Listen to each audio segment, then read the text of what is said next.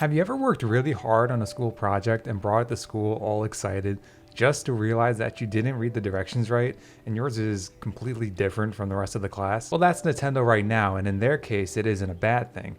And unlike me in 6th grade, Nintendo will still be getting credit for their work. Nintendo has been going at the console race in its own way ever since the release of the Nintendo Wii in 2006. They're not trying to equal the power of the PlayStation and Xbox. They're not trying to attract the same section of the marketplace. They're trying to carve out their own niche and bring in their own consumers, and so far the strategy has seen the ups and downs that can be expected in the gaming market. The Wii was a ridiculous success, and while the Wii U was a tremendous failure, Nintendo has shown the ability to alter course back towards relevance. As of this month, it has been reported that the Switch has sold over 61 million units. Let's put that number in perspective real quick to show how impressive it is.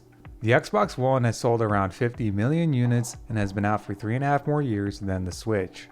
That's right, the Switch, in around 1,000 less days, has outsold the Xbox One by more than 10 million units. PlayStation 4, by comparison, has sold an extremely impressive 100 million units, but again has been out since 2013 compared to the Switch being released in 2017. The Switch is riding its own path, and it's doing it very successfully. There is no need to go toe to toe with competition when you could take the next highway and face no opposition and still make a lot of money. Nintendo has used its broad appeal to bring in people who wouldn't call themselves ardent gamers. Games like Animal Crossing New Horizon, which has sold over 22 million copies, gives more casual gamers a chance for a quick fix and some simple fun. It's a genius strategy, and there's no reason to deviate from it. Let Sony and Xbox duke it out for the hardcore gamers who want the best graphics and highest resolutions. Meanwhile, Nintendo will be chilling on the side, raking in the dough. In 2006, when the Wii was released, it was a bold and risky move. If it didn't work, who knows if Nintendo would still be making consoles today. The risk, however, has paid off, and today the Switch is living proof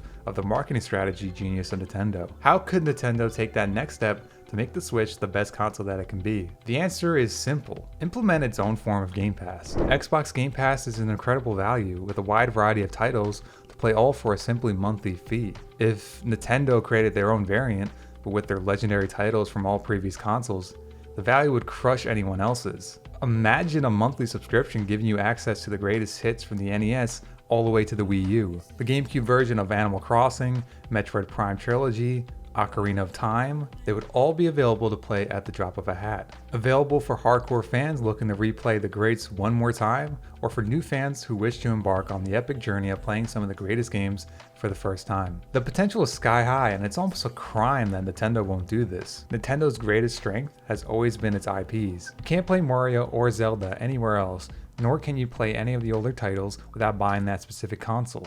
If someone wants to play through each iteration of The Legend of Zelda, they would have to buy each console that the games were released on. If there was a true Nintendo Game Pass on Switch, that would be simplified down to just one subscription. It would be the ultimate selling point. Even without tapping into its vast history of legendary titles, Nintendo has incredible success with the Switch, and there's no reason to think that it won't continue to sell like hotcakes for the foreseeable future. In the words of Walter White, nothing stops this train. Nothing.